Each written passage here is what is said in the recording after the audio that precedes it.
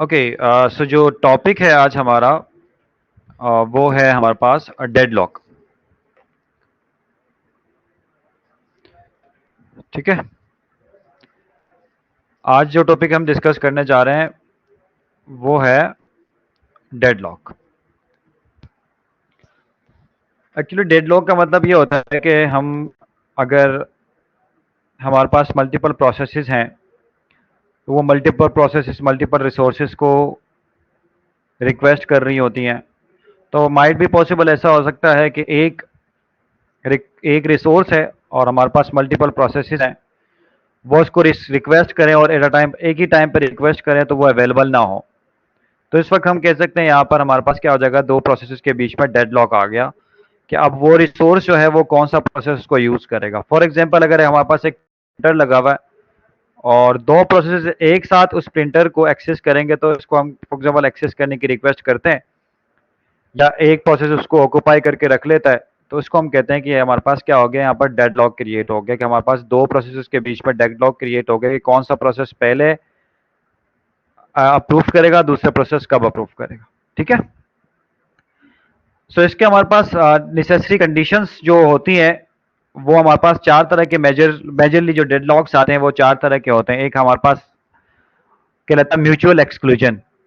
Mutual exclusion क्या होता है? Only one process can use a resource at any given time, the resource are not shareable. For example एक ऐसा resource है, एक प्रिंटर लगा हुआ जो कि शेयरेबल नहीं है, तो एक ही प्रोसेस उसको यूज कर सकती है। कोई एक मखसूस प्रोसेस होगा, उस वो मखसूस प्रोसेस जो है उस रिसोर्स को यूज कर सकता है। इसको हम कहते हैं म्यूचुअल एक्सक्लूजन डेडलॉक। ठीक है, यानी एक म्यूचुअली एक्सक्लूजन है टोटली। दूसरा आता है होल्ड एंड वेट। ये क्या होता है? A process is holding at least one resource at a time and is waiting to acquire another resource held by some other program.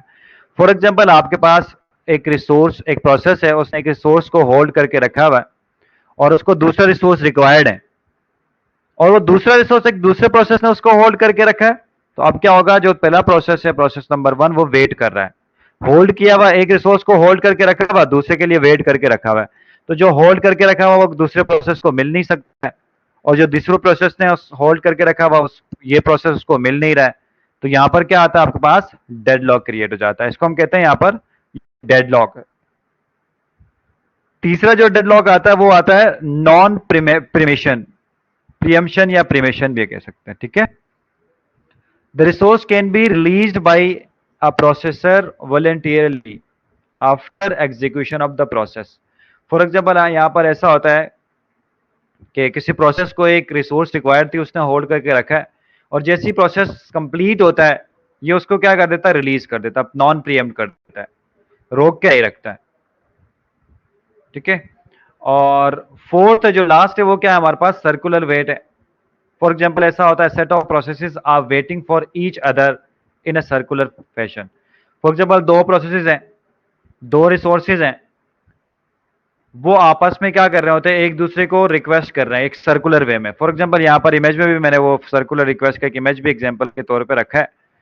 For example एक resource number one है, ये हो सकता है प्रिंटर हो, और रिसोर्स नंबर टू है, ये आपका हार्ड डिस्क हो सकता है। तो प्रोसेस नंबर वन ने क्या कर दिया है, रिसोर्स नंबर वन को असाइन करके रखा हुआ है, यानी होल्ड करके रखा हुआ है, और वेट कर रहा है कि रिसोर्स नंबर टू भी मिल जाए। इसी तरह प्रोसेस नंबर टू ने रिसोर्स नंबर टू को होल्ड करके रखा है और उसको रिसोर्स नंबर वन रिक्वायर्ड है।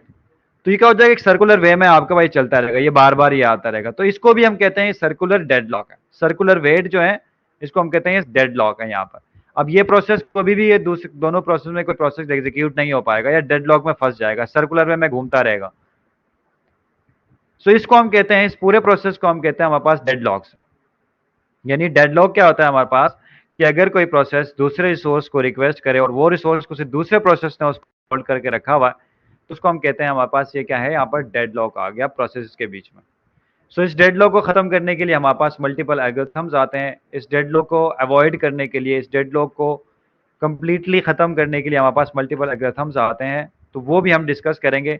लेकिन ये जो हम डिस्कस कर रहे थे ये थे हमारे पास कि डेडलॉक हमारे पास क्या होता है और कौन कौन से डेडलॉक्स हमारे पास अवेलेबल होते हैं और कौन कौन से डेडलॉक्स हमारे पास प्रोसेसेस में आते हैं।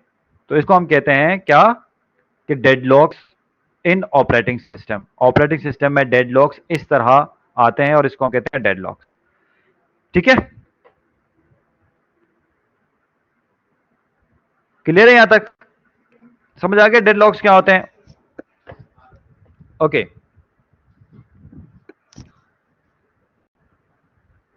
ग्रेट, हो गया। अब सेकंड जो हमारा काम है वो ये है कि इन डेडलॉक्स को अवॉइड करने के लिए हम क्या कर सकते हैं, हम कौन से ऐसे काम करेंगे कि हम इन डेडलॉक्स को खत्म करेंगे। यानी फॉर एग्जांपल डेडलॉक्स को खत्म करने का मतलब ये है कि हमारे पास एक रिसोर्स है, हमारे पास एक प्रोसेस है, प्रोसेस नंबर 1 को रिक्वायर्ड हो गया रिसोर्स नंबर 1, उसको एलोकेट करेंगे, बाकी प्रोसेसेस को हम क्या करेंगे, वेट करवाएंगे। फॉर एग्जांपल हमारे पास 4 रिसोर्सेज हैं और 5 प्रोसेसेस हैं, तो हर प्रोसेस को वो रिसोर्स कितना रिक्वायर्ड है उस हिसाब से उसको दे देंगे। तो इसको हम कहते हैं यहाँ पर हमने क्या कर दिया, डेडलॉक को अवॉइड कर लिया, यानी डेडलॉक को हमने यहाँ पर अवॉइड कर लिया। उसके लिए हमारे पास एल्गोरिथम आता है, बहुत सारे एल्गोरिथम्स आते हैं, उनमें से हमारे पास एक एल्गोरिथम है बैंकर्स एल्गोरिथम, इसके ऊपर हम डिस्कस करेंगे।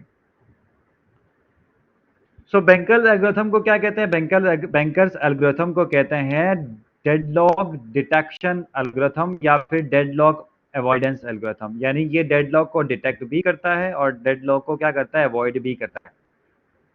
ठीक है, तो फॉर एग्जांपल यहाँ पर आपको ये टेबल नजर आ रहा होगा, इस टेबल के अंदर आप देखेंगे हमारे पास कुछ मल्टीपल प्रोसेसेस हैं और मल्टीपल रिसोर्सेज हमारे पास कुछ अवेलेबल है।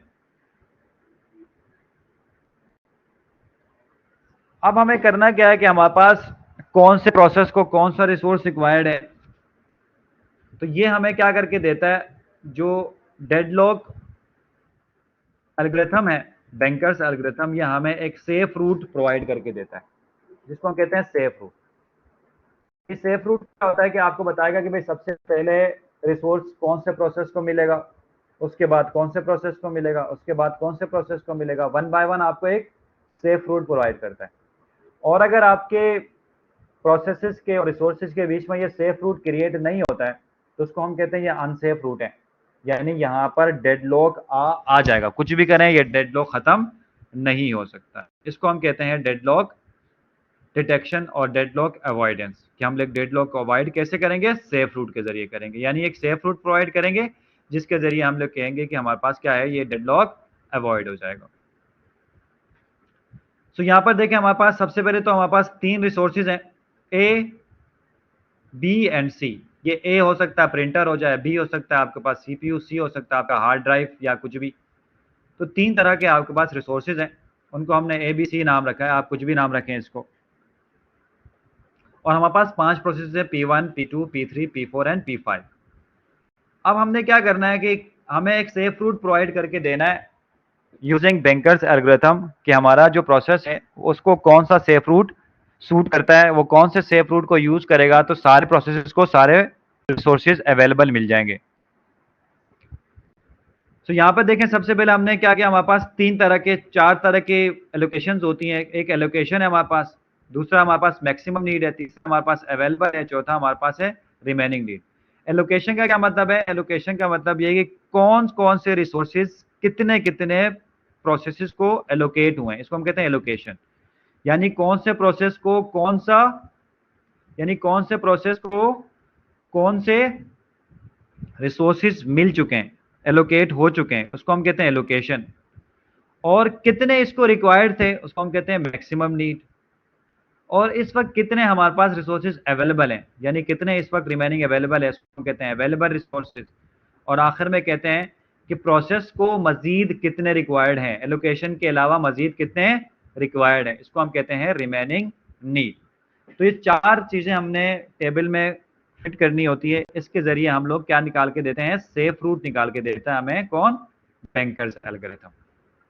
ठीक है, सो यहाँ पर देखें, सबसे पहला अगर आप थोड़ी देर के लिए इस टेबल को देखेंगे, हमारे पास प्रोसेस नंबर 1 है, प्रोसेस 2 है, प्रोसेस 3 है, प्रोसेस 4 है एंड प्रोसेस 5 है। टोटल प्रोसेसेस 5 है और रिसोर्सेज 3 है। First resource A, B and C. अब यहाँ पर अगर देखें आपके प्रोसेस नंबर 1 को, यानी प्रोसेस नंबर 1 को रिसोर्स नंबर ए कितना एलोकेट हुआ, रिसोर्स नंबर बी कितना एलोकेट हुआ, रिसोर्स नंबर सी कितना एलोकेट हुआ। तो यहाँ पर देखें हमारे पास प्रोसेस नंबर 1 को रिसोर्स नंबर ए जो है कुछ भी एलोकेट नहीं हुआ, यानी 0 है। प्रोसेस 1 को रिसोर्स नंबर बी कितना एलोकेट हुआ है, एक रिसोर्स एलोकेट हुआ। और प्रोसेस नंबर 1 को रिसोर्स नंबर बी कितना एलोकेट हुआ, ये भी हमारे पास क्या 0 एलोकेट हुआ, यानी कोई एलोकेशन इसकी नहीं हुई। इस तरफ प्रोसेस नंबर 2 को देखेंगे। प्रोसेस नंबर 2 को रिसोर्स नंबर ए के 2 इंस्टेंस एलोकेट हुए हैं, बी और सी का कोई भी एलोकेट नहीं हुआ। प्रोसेस 3 में आ जाएं। प्रोसेस 3 में हमारे पास रिसोर्स नंबर ए जो है वो उसको 3 एलोकेट हुए हैं, बी नहीं एलोकेट हुआ और सी 2 भी एलोकेट हुआ। इस तरह P4 और P5 में भी आप इसके एलोकेशन देख सकते हैं। ये आपको गिवन होगा कि कौन से प्रोसेस को कौन से रिसोर्स कितना एलोकेट हो गया। ठीक है। उसके बाद हमारे पास आता है मैक्सिमम नीड। ये भी आपको पहले से गिवन होता है कि हमारे पास हर प्रोसेस को कितने कितने रिसोर्सेज रिक्वायर्ड हैं। तो प्रोसेस नंबर 1 को 7 जो रिक्वायर्ड है वो प्रोसेस ए रिक्वायर्ड है, रिसोर्स ए रिक्वायर्ड है। रिसोर्स भी 5 रिक्वायर्ड है और रिसोर्स सी 3 रिक्वायर्ड है।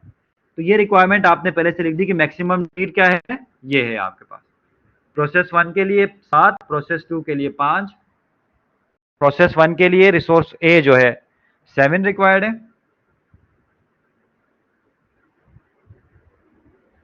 रिसोर्स बी 5 रिक्वायर्ड है, रिसोर्स 3 रिक्वायर्ड है। टोटल इतने रिक्वायर्ड है, इतने लोकेट हुए हैं हमारे पास। इस तरह P2 के लिए अलग मैक्सिमम रिक्वायरमेंट है, P3 की अलग मैक्सिमम रिक्वायरमेंट है, P4 की अलग मैक्सिमम रिक्वायरमेंट है, P5 की अलग मैक्सिमम रिक्वायरमेंट है। हर एक प्रोसेस की अपनी अपनी मैक्सिमम रिक्वायरमेंट्स है यहाँ पर। अब यहाँ पर हमें निकालना है कि अवेलेबल कितने हैं इस वक्त और रिमेनिंग नीड कितनी है। ये आसानी से निकल जाएगा। अवेलेबल कैसे निकलेगा, आप एलोकेशन में से माइनस कर देंगे टोटल एलोकेशन। टोटल में से एलोकेशन माइनस करेंगे तो क्या आएगा, अवेलेबल आएगा। सिंपल है कि भाई टोटल आपके पास रिसोर्स ए 10 थे और कितने रिसोर्सेज एलोकेट हुए हैं, उसमें से माइनस करेंगे तो हमारे पास क्या आ जाएगा, रिसोर्स आ जाएगा कि हमारे पास ये इतने रिसोर्स अवेलेबल है। तो फॉर एग्जांपल जरा अगर मैं देखना चाहूं कि रिसोर्स नंबर ए जो है उसकी टोटल एलोकेशन कितनी हुई है, इसको प्लस करेंगे। 2, 2 प्लस 3 5, 5 प्लस 2 कितने, 7।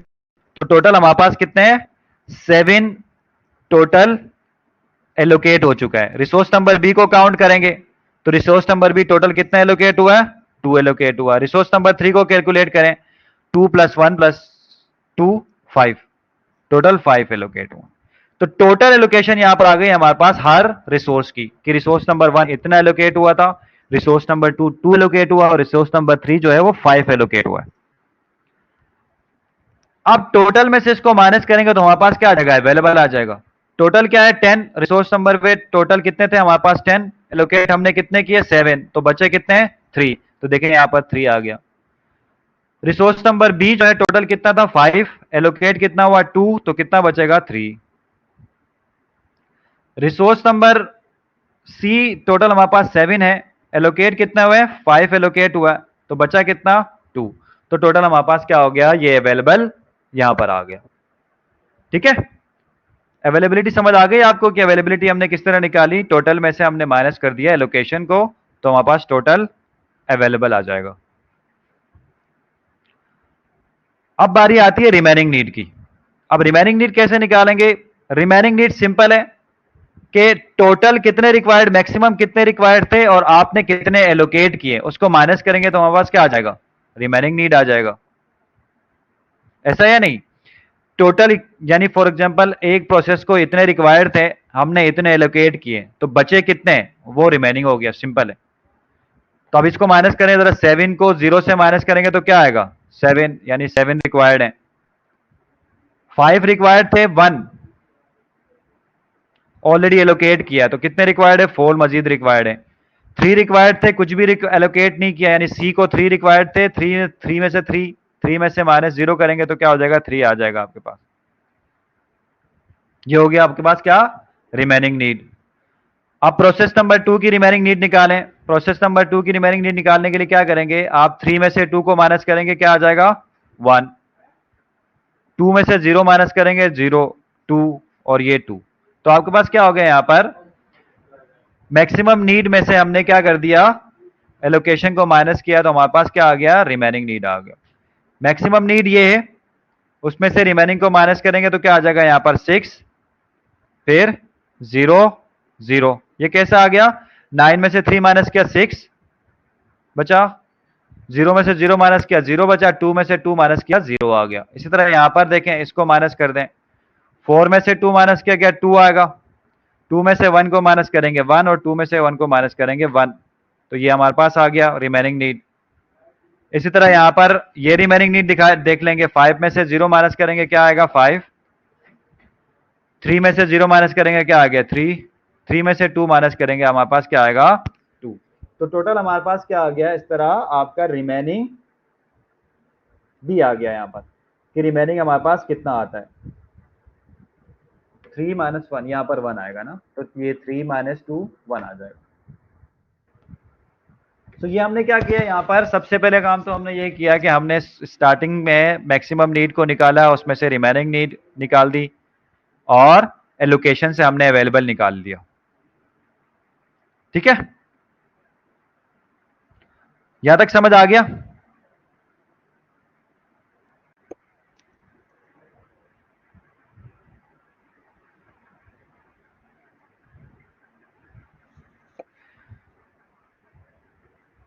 P2 की अवेलेबिलिटी जो है ना, अब P2 के, अब क्योंकि अवेलेबल जितने बचेंगे उसको हम कहते हैं अवेलेबल।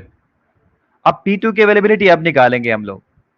ठीक है, यानी हमने स्टार्टिंग में सिर्फ ये किया कि सिर्फ एलोकेशन में से माइनस कर दिया टोटल को, तो हमारे पास क्या हो गया, एलोकेशन आ गया। एलोकेशन को रिपीट कर देखो, एलोकेशन आपको पहले से गिवन होगा। अवेलेबल कैसे निकालेंगे भाई, रिसोर्स नंबर ए टोटल कितना यूज हो गया, 7 टाइम यूज हुआ। रिसोर्स नंबर बी टोटल कितना यूज हुआ, 2 टाइम यूज हुआ। रिसोर्स नंबर 3 टोटल कितना यूज हुआ, 5 टाइम यूज हुआ। तो टोटल हमारे पास रिसोर्स नंबर ए कितना था, 10 था, 10 में से 7 निकालेंगे, क्या बचा, 3 अवेलेबल। रिसोर्स नंबर 2 यानी बी टोटल 5 थे, 2 यूज हो गया, बाकी कितना बचा, 3 बच गया। रिसोर्स नंबर सी 7 थे, 7 में से कितना यूज हुआ, 5 यूज हुआ, बचा कितना, 2। तो ये इसकी अवेलेबिलिटी आ गई यहाँ पर। ठीक है, बाकी रिमेनिंग को आपने सिर्फ मैक्सिमम को माइनस करना है लोकेशन से, तो आपके पास रिमेनिंग आ जाएगा।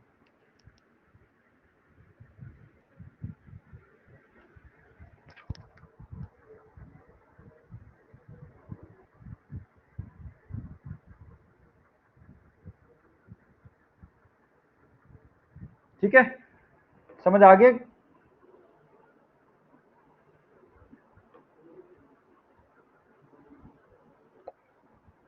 अब हम लोग यहाँ पर, अब ये तो हो गया क्या, मैक्सिमम नीड हमने निकाली, अवेलेबल निकाली। अब हमें 1 बाय 1 प्रोसेसेस को क्या करने हैं, रिसोर्सेज एलोकेट करने हैं, रिसोर्सेज देने हैं, जो अवेलेबल हैं वो देने हैं।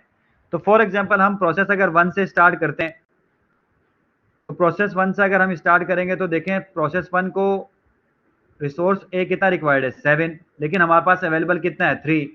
तो यहाँ पर डेडलॉक आ गया। इसी तरह प्रोसेस बी को देखें, बी हमारे पास कितना रिक्वायर्ड है, 4, हमारे पास बी कितना है, 3, यहां पर भी डेडलॉक आ गया। सी हमारे पास कितना है, टोटल रिमेनिंग 3 है, यानी प्रोसेस 1 को सी 3 रिक्वायर्ड है, लेकिन हमारे पास कितने यहाँ पर 2 है। तो यहाँ पर क्या हो गया, हमारे पास डेडलॉक आ गया। जब डेडलॉक आता है तो आप क्या करते हैं, उस प्रोसेस को वो रिसोर्स एलोकेट नहीं करते हैं, फिर आप नेक्स्ट प्रोसेस को देखते हैं।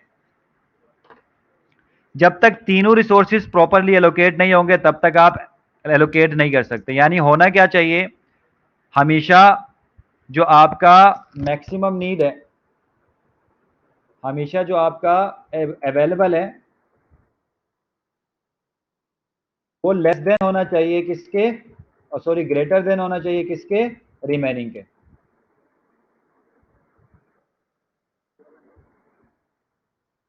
अब जाके आप प्रोसेस को क्या कर सकते हैं, एग्जीक्यूट कर सकते हैं, वरना आप इसको एग्जीक्यूट नहीं कर सकते। अगर फॉर एग्जांपल कभी ऐसा होता ही नहीं है कि भाई अवेलेबल कभी भी ग्रेटर रिमेनिंग के होता ही नहीं है, तो इसको हम कहते हैं यहां पर डेडलॉक आ गए, यहां पर सेफ रूट नहीं है, आपके पास कोई सेफ रूट नहीं है, तो इसलिए हमें देखना पड़ता है। तो सबसे पहले हमने देखा प्रोसेस नंबर 1 को और अवेलेबल को, तो यहां पर क्या है, अवेलेबल रिमेनिंग से छोटा नहीं है, बड़ा नहीं है, तो हम क्या करेंगे, इसको रिसोर्स एलोकेट नहीं कर सकते, इसलिए हम देखेंगे नेक्स्ट प्रोसेस को।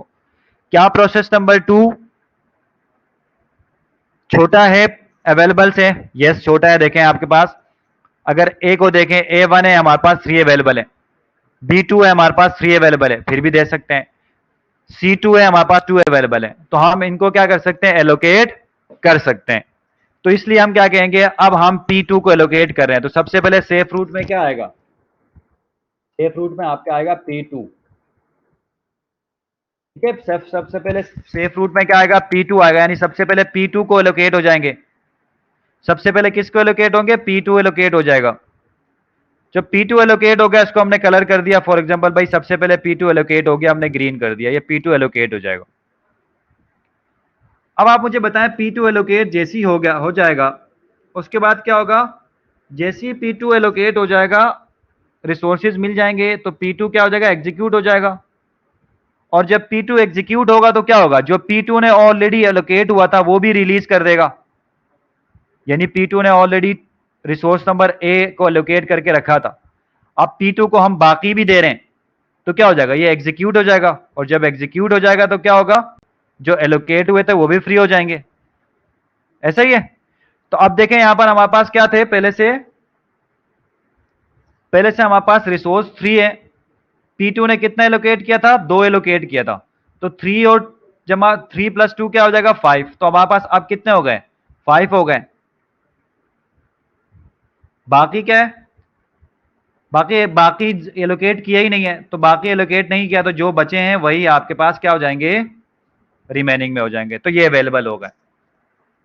ठीक है, तो सब हुआ क्या कि P2 जब हमने एलोकेट किया, P2 को हमने जब प्रोसेस किया, तो P2 ने ऑलरेडी रिसोर्स नंबर ए के 2 इंस्टेंसेस को एलोकेट किया था, और 3 इंस्टेंसेस मजीद एलोकेट किए, तो एग्जीक्यूट हो गया, तो टोटल कितने हुए, 5, तो 5 हमारे पास क्या है, total available.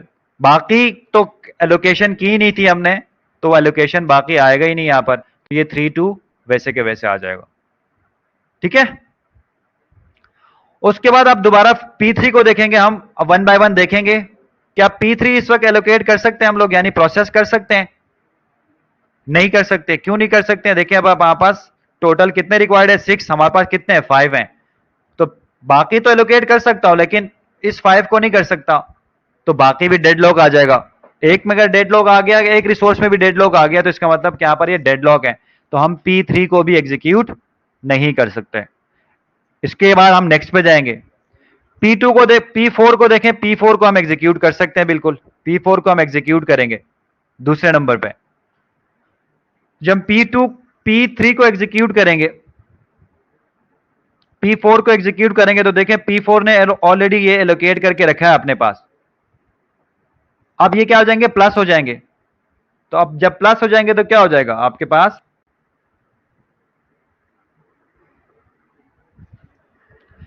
P resource 5, resource ए जो है 5 थे हमारे पास, अब ये 2 रिलीज हो जाएंगे, तो 5 2 प्लस कितना हो जाएगा, 7। रिसोर्स नंबर बी जो है 3 था हमारे पास, 1 रिलीज हो गया ये भी, तो कितना हो गया, 4। प्रोसेस नंबर सी, यानी रिसोर्स नंबर सी ऑलरेडी हमारे पास कितने थे, 2 थे, यहां से 1 मिल गया, कितना हो गया, 3 हो गया, तो हमारे पास क्या हो गया, ये रिसोर्स नए रिसोर्स आ गए हमारे पास।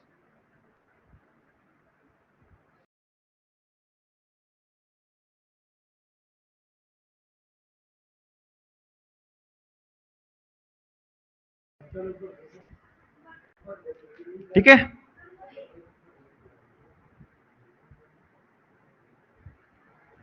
समझ आ रहा है ना ये बेटा आप लोगों को, किसी को समझ नहीं आ रहा हो इसमें से?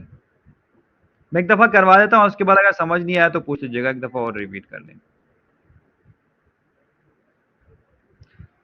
सो यहां पर प्रोसेस नंबर 4 भी हमने क्या किया, एग्जीक्यूट कर दिया, तो जो प्रोसेस नंबर 4 को एलोकेट हुए थे, वो भी रिलीज हो जाएंगे। उसके बाद प्रोसेस नंबर 5 पे आ जाएंगे। क्या प्रोसेस नंबर 5 को एलोकेट कर सकते हैं? यस कर सकते हैं, क्योंकि ये 5 है, ये 7 है, ये 3 है, ये 4 है, ये 1 है और ये 3 है। यानी ये आसानी से हम क्या कर सकते हैं, इनको प्रोसेस कर सकते हैं। तो तीसरे नंबर पे हम किसको प्रोसेस करेंगे? प्रोसेस करेंगे हम प्रोसेस नंबर 5 को। तो जब प्रोसेस नंबर 5 को यहां पर करेंगे तो यहां पर क्या आएगा? हमारे पास ऑलरेडी 7 थे, इसने यहां पर 0 एलोकेट हुआ था, तो 7 के 7 वैसे ही आ जाएगा। 4 था, 4 में से 0 एलोकेट हुआ था तो 4 ही आ जाएगा। 3 में 3 और ये 2 कितना एलोकेट हुआ था? 5। तो टोटल आपके पास आ जाएगा 7, 4 और 5 आ जाएगा। ठीक है, तो ये भी हमारे पास क्या हो जाएगा?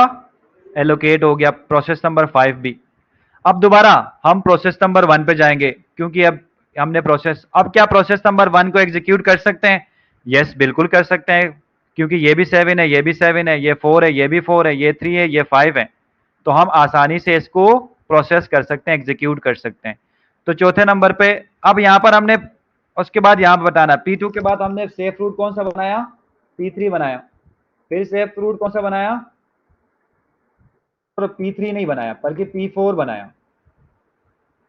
P4 के बाद P5, उसके बाद आप कौन सा करने जा रहे हैं? P1 को एग्जीक्यूट करने जा रहे हैं। ये सेफ रूट बनेगा P1। अब ये P1 को करने जा रहे हैं हम लोग एग्जीक्यूट, तो P1 यहां पर आ जाएगा हमारे पास, ये P1। अब P1 एग्जीक्यूट हो जाएगा। P1 हमारे पास ऑलरेडी 7 थे, P1 ने कुछ भी रिलीज नहीं किया, 7 के 7 आ जाएगा। यहां पर 4 था, P1 ने 1 और रिलीज कर दिया तो क्या आएगा? 5 आ गया। यहां पर 5 थे, P1 ने 0 रिलीज कर दिया तो 5 आ गया। ये तो हमारे पास 7, 5 और 5 आ गया। ठीक है, अब उसके बाद आखिर में कौन सा बच गया हमारे पास? P3 बच गया। तो अब आखिर में क्या करेंगे? P3 को एग्जीक्यूट करेंगे। ये P3 हमारे पास एग्जीक्यूट हो जाएगा। तो सेफ रूट आखिर में क्या बनेगा? बनेगा P3 का। ये सेफ रूट क्रिएट हो गया। अब देखें, अब P3 को जैसे ही हम लोग एग्जीक्यूट करेंगे, P3 का हमारे पास क्या था? 7 थे, P3 ने रिलीज कर दिया कितने? 3, तो कितना हुआ? 10। 5 यहां पर था, P3 ने कितना रिलीज कर दिया? 0, तो यहां पर क्या आ गया? 5। यहां पर 5 है, P3 ने कितना रिलीज कर दिया? 2, तो कितना आया? 7। तो अब आप देखें आखिर में एंड आपके पास जो अवेलेबल थे टोटल, उतना ही टोटल यहां पर आएगा। जब ये टोटल आ गया तो इसका मतलब आप ये समझें कि आपने क्या किया? प्रॉपर सोल्व कर लिया है। ये इक्वल होना चाहिए। टोटल कितने थे? वही आ गए यहां पर एंड में। क्यों क्यों टोटल सेम टू सेम आ गया? क्योंकि जितने प्रोसेसेस थे सबके सब क्या हो गया? एग्जीक्यूट हो गया, सेफ रूट क्रिएट हो गया। अगर सेफ रूट नहीं क्रिएट होता तो ये सेफ रूट हमारे पास नहीं आता। अब ये सेफ रूट नहीं आएगा, इसका क्या मतलब है? इसका मतलब ये है कि आपके पास क्या नहीं है? आपके पास, यानी हम इसको क्या कर सकते हैं? यहां पर डेडलॉक आ सकता है, डेडलॉक अवॉइडेंस नहीं हो रहा है। तो इसलिए हमने क्या कर दिया यहां पर? सबसे पहले P2 रन किया, हमने एग्जीक्यूट किया, उसके बाद P4 को एग्जीक्यूट किया, उसके बाद P5 को एग्जीक्यूट किया, फिर P1 को एग्जीक्यूट किया और आखिर में हमने P3 को एग्जीक्यूट कर लिया। तो इस तरह हमारे पास क्या हो गया? एग्जीक्यूशन हो गया और एंड में हमारे पास जो रिजल्ट आया वो क्या आया? सेम आ गया जो हमारे पास अवेलेबल थे। जब ये सेम आ जाए इसका मतलब ये समझें कि आपने क्या कर दिया? एक सेफ रूट क्रिएट कर दिया और आपके पास टोटल अब अवेलेबल है। अब मजीद प्रोसेस आते जाएंगे और ये काम होता रहेगा। हमने स्टैटिकली किया ना, ये डायनेमिकली होता रहेगा। ठीक है।